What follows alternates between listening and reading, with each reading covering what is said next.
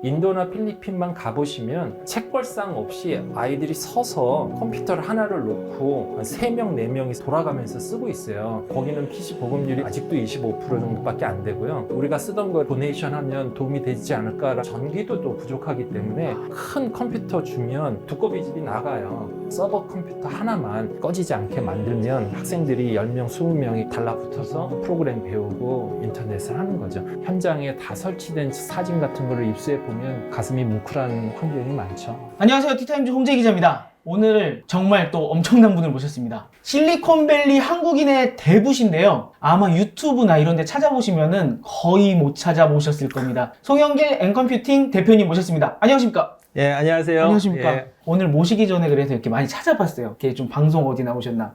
한 군데도 못 찾아갔습니다. 너무 감사합니다. 저희 티타임즈에 나와주셔서. 아유, 영광입니다. 뭐 굉장히 훌륭한 매체인데 이렇게 초청해 주셔서 자가격리 어제 마치고 입국해서 네. 나왔습니다. 지금 잠깐 오신 거죠? 예, 예. 네, 너무 감사합니다. 잠깐 소개를 해드리면은 삼보 컴퓨터에 재직을 하시다가 1997년도에 미국으로 가셔서 이머신즈라는 회사를 같이 창업을 하셔갖고 그 이머신즈를 2년 만에 나스닥에 상장시키셨죠. 상장시키신 이후에 2002년도에 듀얼 모니터라는 회사를 창업하셔서 1년 반 만에 매각을 하시고 2003년 말에 지금 현재의 앤컴퓨팅을 창업을 하셔갖고 지금까지 계속 실리콘밸리에 계신 송영길 대표님 맞으시죠? 예, 뭐 어떻게 하다 보니까 25년 지금 네. 미국에 살고 있습니다. 이따가 좀 자세히 얘기는 할 거지만 저희가 실리콘밸리 한국인의 대부라고 소개를 드렸던 게 실리콘밸리의 IT 종사자분들끼리 이렇게 모이신 그 모임이 있잖아요. 예, K그룹이라고 하죠. 네, 예. 그 K그룹을 처음에 같이 만드신 분 중에 한 분이시고 뭐 제가 시작한 건 아니었고요. 네. 뜻있는 우리 현지 미국 회사에 다니던 한인들이 한 20명 정도가 모여서 인도나 뭐 중국계처럼 좀 모임을 갖고 서로 이렇게 좋은 정보를 교류하자. 이제 그런 취지에서 이제 시작을 했는데 프라임 사태가 오면서 다들 자기 코가 석자라 직장에서 잘리면 안 되고 네. 지금 그런 거 할 여유가 없고 뭐 해서 네. 이게 좀 조직이 위태위태할 것 같더라고요. 네. 그래서 그때 이제 제가 회장직을 이제 맡으면서 한 3년 동안 네. 한 1,500명 규모로 잘 키울 수 있었던 어떤 좋은 계기가 있었습니다. 그래서 네. 그 이후로 계속 이 실리콘밸리에 있는 종사자들이 모여서 지금은 한 14기 회장단이 있고요. 저는 고문으로 계속 관여를 하고 있는데 한 6,000명 정도 회원이 되고 있습니다. 사실 여러 번 이 실리콘밸리에 계신 분 아니면은 계셨다 오신 분을 모셨지만 이만큼까지 많은지 몰랐습니다. 실리콘밸리라는 그 지역에서 유명한 IT 기업 아니면 스타트업에서 근무하시는 분들을 이렇게 많이 잘 유지할 수 있는 아무런 사고 없이 회비도 없어요. 모든 사람들이 자발적으로 참여해서 우리 회사 잘 나가고 있으니까 우리 회사로 이직해라 이런 뭐 조언도 서로 주고받으면서 성장하고 있죠. 그리고 이따가 더 얘기 나누겠지만 오늘 최소 6,000 클릭은 나오는 게 아닐까. 실리콘밸리에 계시는 그 지금 IT 종사자분들께서 이 송 대표님 나오셨네 하고 이렇게 잘 안 나오시는 분인데 하고 6,000 클릭은 나오지 않을까 기대를 한번 해봅니다. 축구에서 박지성 선수를 해버지라고 많이 부르는데요. 해외 축구의 아버지라고. 요 실리콘밸리 한국인의 이 실버지가 아닐까 이렇게 생각을 해보면서 오늘 한번 좀 이야기를 들어가 보겠습니다. 일단 앤컴퓨팅 이 가상화 컴퓨터 쪽을 하고 계시기 때문에 요새 저희가 클라우드 쪽도 많이 다뤘었고요. 예. 사업하시는 것 좀 먼저 이야기를 하고 넘어가 볼게요. 그래서 가상화 컴퓨터 시장에서 이 지금 하드웨어랑 소프트웨어를 둘 다 만들고 계시잖아요. 그래서 이 가상화 컴퓨팅이 뭐고 그다음에 거기에서 소프트웨어랑 하드웨어가 하는 역할이 뭔지 먼저 여쭤볼게요. 가상화 컴퓨팅 뭐 또는 데스크탑 버추얼라이제이션이라고 하는 거는 사실은 이제 소프트웨어 기술입니다. 가상화라는 말 그대로 가짜 컴퓨팅을 이제 구현한 거죠. 이게 만들어진 이유는 우리가 컴퓨터 하나를 써도 사실 100% 안 쓰지 않습니까? 스크롤링하고 이렇게 쳐다보는 사이에 CPU는 한 1%, 2%밖에 안 쓰고 있고 마찬가지로 서버도 메일 서버, 파일 서버 뭐 여러 가지가 있는데 각각이 다 100%씩 쓰지 않거든요. 그래서 이렇게 유효 자원이 너무 많이 분산돼 있으니까 그러지 말고 이걸 하나 다 모아서 필요한 사람한테 이렇게 딱딱 배분을 하면 가성비를 더 높일 수 있겠다. 이제 그러려면 소프트웨어하고 오퍼레이팅 시스템 같은 상품들을 감쪽같이 속여서 진짜 하드웨어 컴퓨터 서버인 양 속이는 기술이 필요하거든요. 그게 이제 가상화 소프트웨어입니다. 그래서 그거를 서버에 적용하면 이제 서버 가상화 기술이고, 이제 우리가 쓰는 뭐 윈도우즈 같은 서버는 하나인데 10명, 20명이 쓰게끔 만드는 거는 이제 데스크탑 가상화. 이제 그렇게 돼 있죠. 일단 첫 번째 드는 좀 의문은요. 지금 잘 모르는 입장에서는 클라우드랑은 또 뭐가 다른 거예요? 가상 컴퓨터랑? 클라우드라는 컨셉이 나오기 전부터 있었던 게 이제 서버 가상화 또는 데스크탑 가상화가였고요. 이제 당시에는 이렇게 10명분의 컴퓨터를 하나에 모을 정도니까 빵빵한 컴퓨터에다가 좀 모으자. 그게 서버가 됐든 뭐 아니면 강력한 워크스테이션이 됐든. 근데 이제 그게 보통은 데이터 센터 또는 뭐 서버 룸에 있었죠. 근데 요즘은 이제 클라우드라고 해서 산속 어딘가에 데이터 센터에 가 있잖아요. 그 순간부터 클라우드라고 하잖아요. 클라우드 컴퓨팅은 사실은 이제 원격에 있는 그런 이제 고성능 서버에 그 리소스를 갖다 쓰는 큰 의미에서 이제 말하는 터미널러지지만 데스크탑 가상화도 그 서버가 전산실이 아닌 클라우드에 상주하는 순간부터는 클라우드 컴퓨팅 가상화가 되는 거죠. 그래서 과거에는 이제 전산실에 있는 수많은 가상화 서버들을 이렇게 관리를 해야 되는 거를 이제는 뭐 아마존이나 애주어 같은 데에서 그냥 이렇게 따 쓸 수 있게끔 데스크탑 가상화도 그렇게 아주 보편화가 다 되어 있습니다. 이게 서버냐 클라우드냐의 차이는 서버가 우리 회사 같은 데 있느냐 아니면은 진짜 우리가 모르는 저 산에 아마존이 관리하느냐 이제 그 차이인 거고, 가상화 컴퓨팅이라는 거는 서버를 사용할 수도 있고 클라우드를 사용할 수도 있지만 내 컴퓨터 본체의 컴퓨팅 파워가 아니라 요 서버나 클라우드 컴퓨터의 힘을 빌려갖고 쓰는 게 가상화 컴퓨터다, 이렇게 생각을 하면 될까요? 그렇죠. 그래서 가상화 컴퓨터링의 이제 가장 큰 장점 중에 하나가 이제 보안이죠. 그럼 내가 혹시 뭐 화장실 갔다 온 사이에 내 컴퓨터가 사라졌다.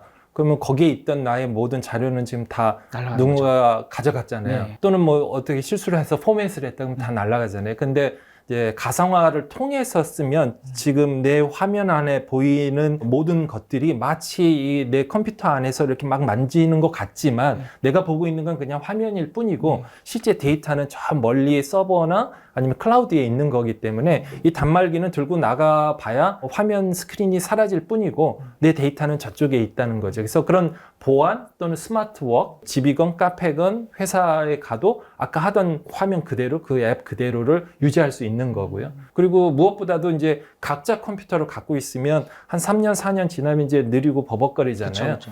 그리고 업그레이드 하려면 또 다 백업 받고 복잡한데 이거는 이제 워낙 좋은 빵빵한 서버에 돌고 있는데 그중에 내가 일부를 인차해서 쓴다 보니까 일단 기본적인 CPU하고 이 성능을 내가 항상 균일하게 느낄 수 있는 거죠. 그래서 이제 저희가 구현하는 그 교육용 가상화 시스템 같은 경우는 원래 이제 값싼 컴퓨터를 많이 써야 되니까 이제 제일 싼 데스크탑 뭐 셀러론이나 뭐 아톰 같은 걸로 막 30대를 깔아 놓을 거를 아주 빵빵한 그런 지온이나 뭐 최상위 i7 뭐 이런 걸로 다 모아 놓고 그다음에 이제 이런 간단한 단말기를 갖고 있으면 각자는 i7 또는 지온급의 성능으로 엔터를 치는데 그냥 결과가 빨리빨리 나오는 거죠.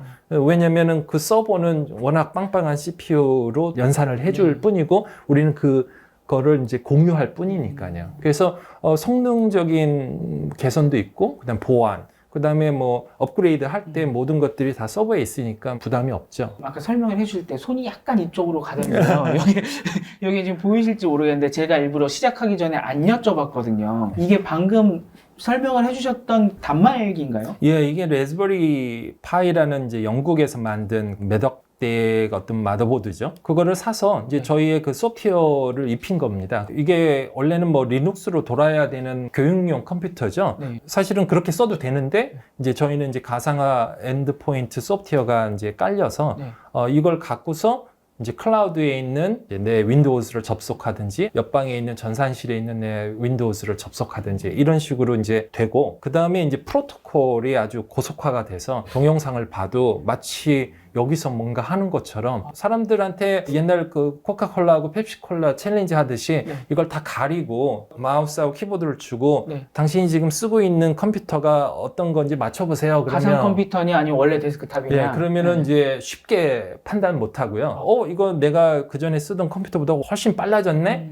라고 보는데 그게 이거일 줄은 모르는 거죠. 여러 곳에서 지금 사용하고 있는데 네. 다들 이제 모니터 뒤에 이게 살짝 붙어 있습니다. 아, 예, 모니터 뒤에 이렇게 붙어 있어요? 예, 이거 뭐 워낙 가벼워서 찍찍이로도 붙어요. 아. 그래서 사람들이 이게 컴퓨터라고는 생각을 못하고 네. 내 컴퓨터는 도대체 어디 있는 거지? 본체가 실제로는 이제 이게 와이파이나 랜을 통해서 이제 저쪽 서버하고 그 화면을 아주 순식간에 갖고 오고 여기 마우스 키보드 입력을 아주 빨리 업로드 시키고 이제 그런 것들을 하는 것들이 일련의 이제 가상화 소프트웨어 솔루션이죠. 지금 여기 보시면 잘 안 보이실 텐데 여기 랜선 꼽는 데 있고 여기 아마 USB 3.0 두 개인 것 같고요. USB 그냥 일반 USB-C, A 타입인 것 같고 HDMI 케이블 두 개 들어가고 파워 이렇게 들어가거든요. 이게 지금 컴퓨터인 거죠. 근데 그렇죠. 이게 컴퓨터랑 이어주는 컴퓨터인 거고 그렇죠. 정말 내 컴퓨팅 파워를 발휘하는 거는 인터넷에 이어져 있는 서버나 아니면 클라우드에 있는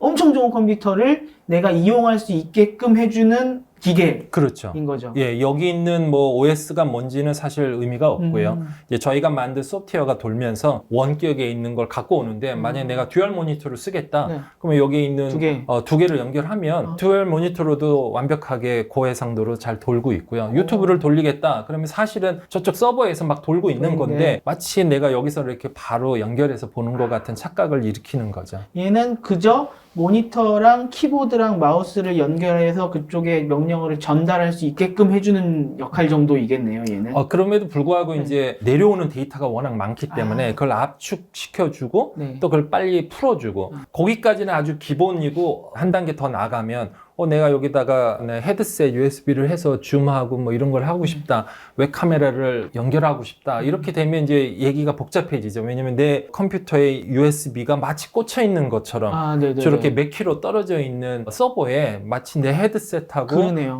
웹카메라가 연결되어야 되잖아요. 그만큼의 엄청난 레이턴시를 없애주면서 압축도 해줘야 되고 또 갖고 와서 풀어줘야 되고 그러면서 보안도 챙겨줘야 되고 자기 취향에 맞게끔 나는 엔컴퓨팅 기술이 좋긴 한데 우리 회사는 뭐 시트릭스를 쓰고 있다 아니면 우리 회사는 그 마이크로소프트에서 새로 나온 윈도우즈 365를 쓰고 있다 이럴 경우에는 또 프로토콜하고 그 에뮬레이션 하는 그 방식이 다 틀리거든요. 그런 거는 저희가 또 시트릭스하고 마이크로소프트하고 직접 일을 했기 때문에 이 안에서 제공하는 모드가 다 지원합니다. 그래서 그러면 나는 마이크로소프트 모드로 해서 애주어 서버에 연결해서 마이크로소프트에서 제공하는 방식으로 쓰겠다라고 하면 또 그렇게 쓸 수 있고요. 그러니까 엔컴퓨팅이 제공하는 가상화 컴퓨팅뿐만 아니라 MS에서 제공하는 것까지도 이걸로 쓸 수 있다는 말씀이신 거죠. 그래서 이제 지금 상당히 많은 기업들의 저희 고객의 한 절반은 모든 걸 제공하고 있음에도 불구하고 이제 회사의 어떤 정책상 시트릭스나 마이크로소프트의 테크놀로지를 그대로 쓰고 싶다라고 하는 경우에도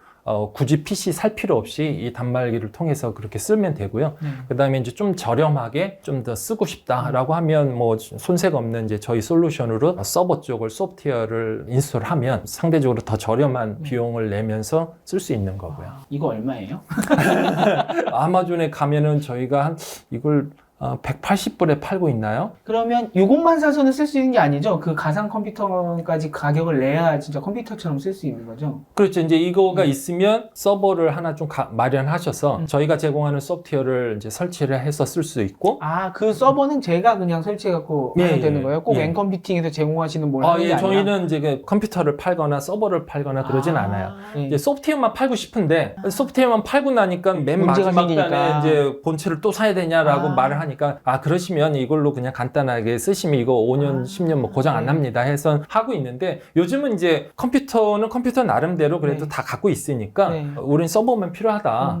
근데 이 노트북하고 컴퓨터가 한 5년, 3년 써서 약간 좀 버리기도 아깝고 다시 쓰기에는 좀 그렇고 굳이 이걸로 바꿔야 되냐 뭐 이런 거에 있어서 저희가 또 USB에 소프트웨어를 담아서 제공합니다. 그래서 그걸로 포맷을 하면 좀 오래된 컴퓨터가 또 마치 이 단말기처럼 쓰는 거, 이 애를 산 것처럼 그런 것처럼 이제 메뉴가 나오죠. 그게 또 최근에 아주 각광을 받고는 있어요. 엔컴퓨팅의 소프트웨어는 아예 그 서버를 돌리는 그것까지 하는 거는 아닌 거군요. 예, 서버를 돌리는 거에 1등업 업체는 시트릭스, 뭐 2등 업체 VM웨어, 그다음에 이제 뭐 치고 올라가는 이제 마이크로소프트 3대 강자가 96%를 먹고 있습니다. 나머지 4%를 놓고 네. 뭐 오픈 소스 돈 안 내고 써보겠다는 사람들이 있고, 그다음에 저희가 이제 한 5등 업체입니다. 아, 뭐 저희 있고요. 솔루션이 뭐 흠잡을 데는 없기 때문에 우리나라의 시중 큰 은행권에서도 쓰고 있고요. 많은 병원에서도 쓰고 있습니다. 그럼 세계 점유율 말씀하신 거죠? 예, 전 세계 점유율. 얘기합니다. 미국 국방성에서도 쓰고 있고, 최근에는 자율주행 유니콘 업체에서도 다른 회사 거 안 쓰고 저희 걸 쓰고.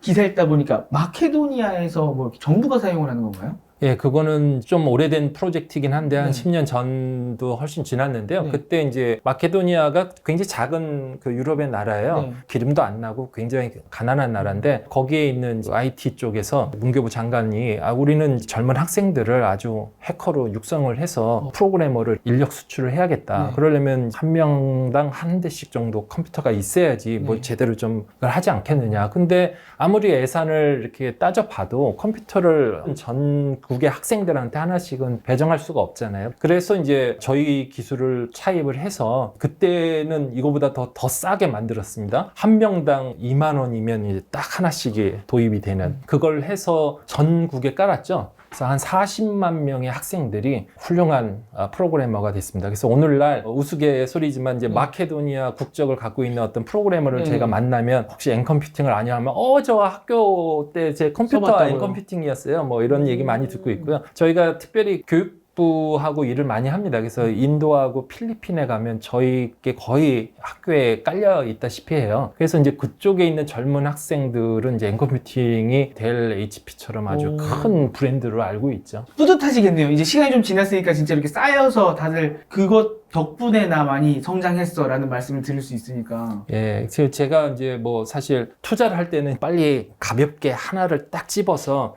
열심히 팔고 네. 몇 년 안에 엑시트해 뭐 이런 말을 하지만 네. 정작 저는 이 복잡한 거를 거대 기업하고 맞짱을 뜨면서 이 네. 18년 동안 지금 이걸 하고 있지 않습니까? 네, 네. 근데 그 이유는 이제 제가 워낙 컴퓨터를 좋아해요. 컴퓨터를 어떻게 하면 더 싸게 보급할까? 그게 이제 이머신스 저가 컴퓨터였고요. 2년도 안 돼서 1조 원 매출을 했었죠. 그리고 듀얼 모니터를 아주 쉽게 쓰게끔 만들어서 화면을 크게 하면 일도 잘한다. 이거는 이제 더 싸게 만들 방법은 없을까 해서 만든 거고요. 이거는 뭐 끝이 없는 게임인 것 같아요. 심지어는 이거를 2명이 쓰게끔 만드는 기술이에요. 여기 듀얼 모니터 HDMI가 2개잖아요. 예. 그리고 USB가 4개잖아요. 네. 그래서 저희가 가만 보니까 이거 하나도 20만 원이라고 좀 비싸다고 하시는 분들이 있는데 모니터 하나만 쓰는 경우를 위해서 요거는 유저 1, 요거는 유저 2. 그러니까 인용 게임 하듯이. 예.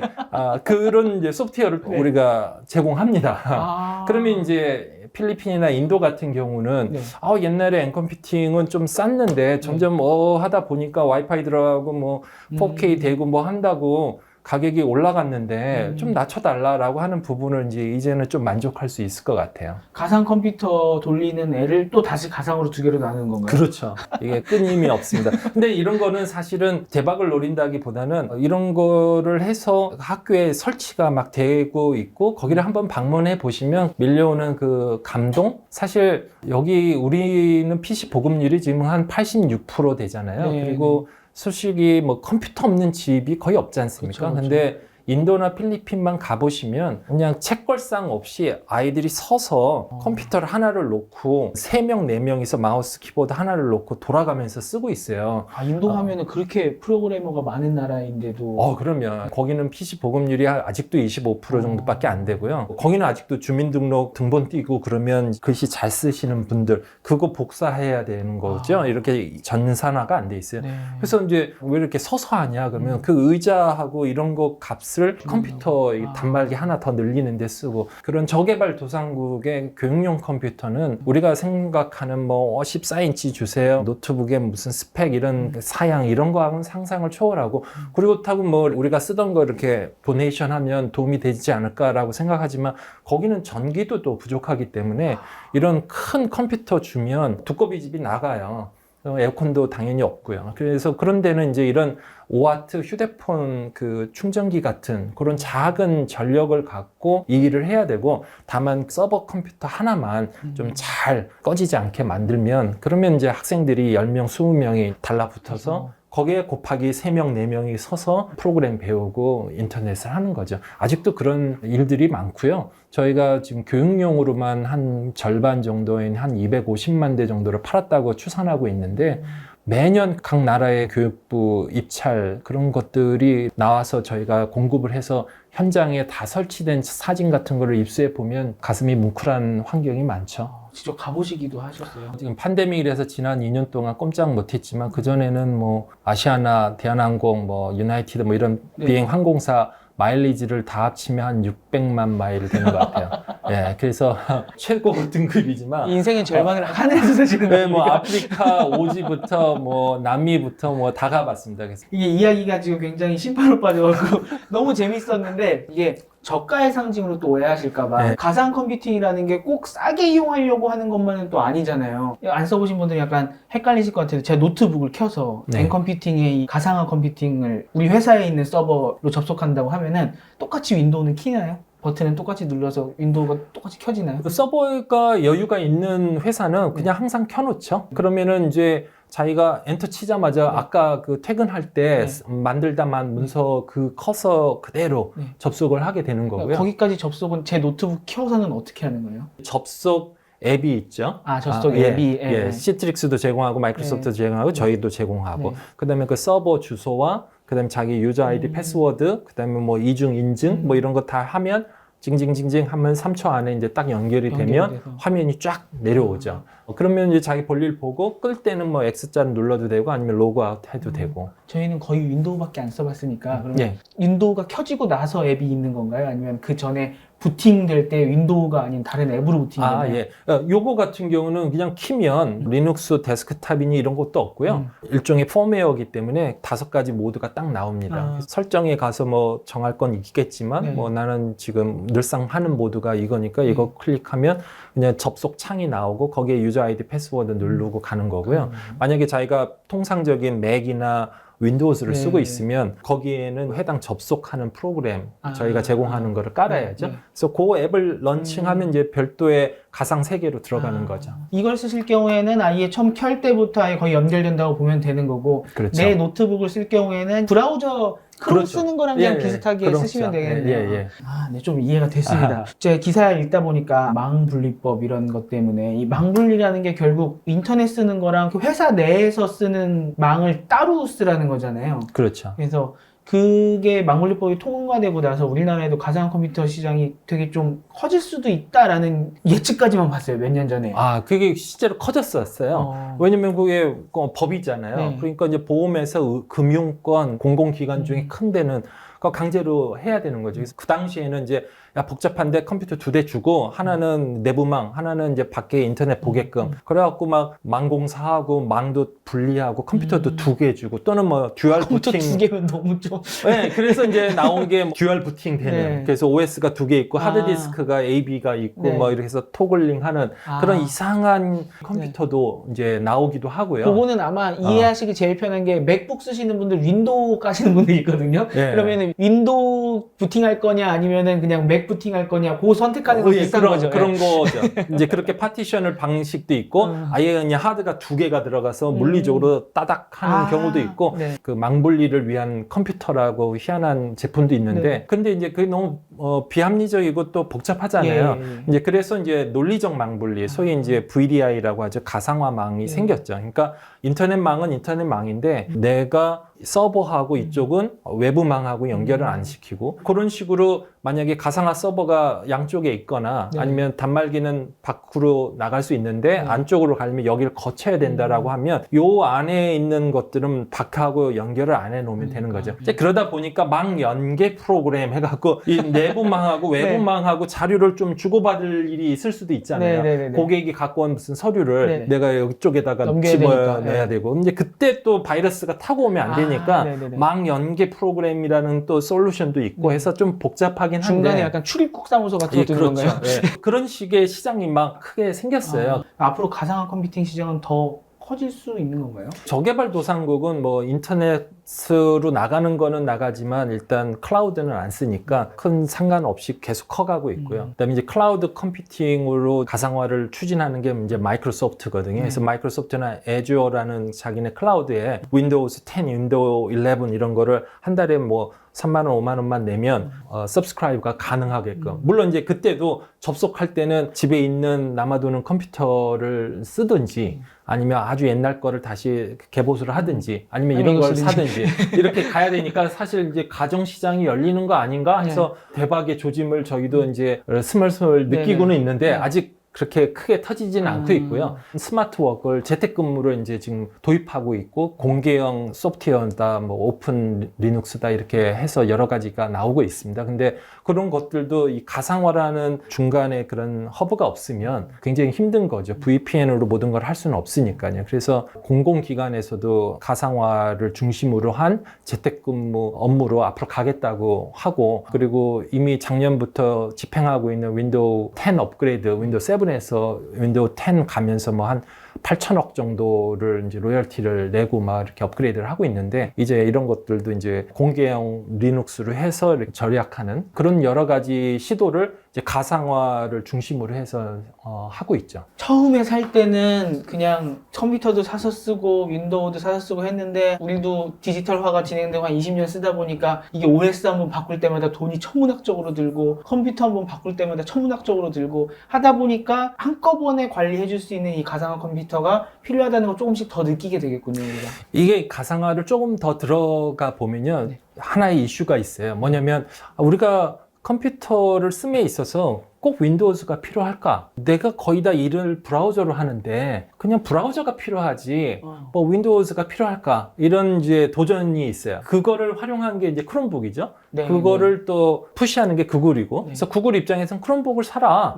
뭐 가상화하고 뭐고 필요 없다. 크롬북을 다 지급하면 크롬북 관리 프로그램도 우리가 줄게. 그게 일종의 가상화 관리, 서버 관리하는 거하고 비슷하다. 선생님들 이게 소프트웨어 쓰시면 아이들 크롬북 다 관리합니다. 그렇게 해서 화두를 던졌죠. 그게 이제 거의 한 10년 됐어요. 그렇게 해도 1년에 3천만 대 정도밖에 안 팔리고 있어요. 이제 그 이유는 뭐냐?